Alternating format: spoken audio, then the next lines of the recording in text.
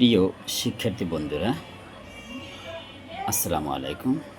আশা করি তোমরা ভালো আছো। আজকে আমরা খুবই গুরুত্বপূর্ণ একটা অধ্যায় নিয়ে আলোচনা করব। অ কার কি? আমরা যখন বাংলা বর্ণ যেমন ক, খ, চ ইত্যাদি উচ্চারণ করি, তখন তার সাথে স্বরবর্ণ অ উচ্চারণ করি। যেমন ক, এখানে অ উচ্চারণ হয়েছে। খ, এখানে অ উচ্চারণ হয়েছে। চ, এখানে অ উচ্চারণ হয়েছে ইত্যাদি। বাংলা ব্যঞ্জন বর্ণে ক থেকে অন্তস্থ অ পর্যন্ত প্রত্যেকটি অক্ষরের শেষে অ আকার উচ্চারণ হয়ে থাকে,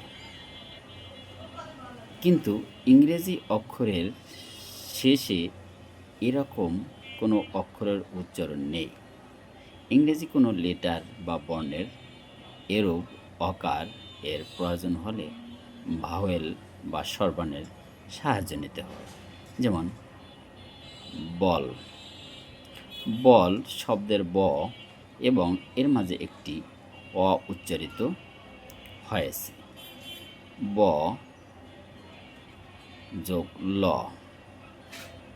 শব্দে বিকে ভাওয়েল এ এর সাহায্য নিয়ে ব উচ্চারণ করা হয়েছে।